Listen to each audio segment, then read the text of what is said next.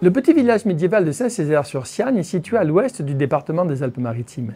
Il est possible qu'à l'origine son nom était Castrum Caesari, suite au passage évoqué de Jules César en l'an 49. Il a été modifié plus tard par les moines de Lérins en Césaire pour rendre hommage à l'un des leurs devenu évêque d'Arles.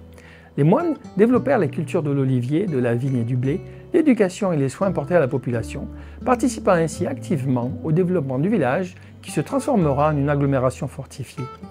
Le château construit au milieu du XIIIe siècle devint la propriété du lieutenant de vaisseau Antoine Crespe de Saint-Césaire, qui participa au blocus maritime de Chesapeake lors de la guerre d'indépendance des États-Unis aux côtés du marquis de Lafayette et de l'amiral de Grasse. Il assistera à la signature de la reddition anglaise.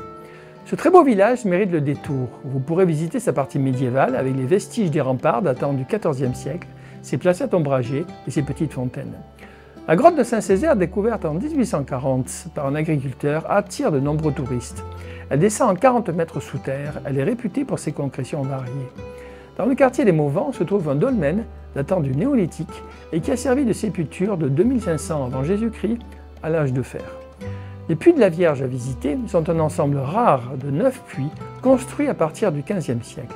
Ils ont été creusés en plein champ autour d'une importante source qui alimentait le village en eau potable jusqu'en 1870. La chapelle romane Notre-Dame de Sardaigne, dédiée à la Vierge Marie, date de la fin du XIIIe siècle. Elle fut construite par les moines de Lérins qui étaient à l'époque propriétaires de la plupart des terres du village. Elle a été reconstruite dans la première moitié du XIIIe siècle et a perdu sa fonction paroissiale au début du XVIIIe siècle quand une nouvelle église plus grande est édifiée à proximité. Elle prend alors pour nom Notre-Dame de Sardaigne. Installé dans la chapelle se trouve un sarcophage romain.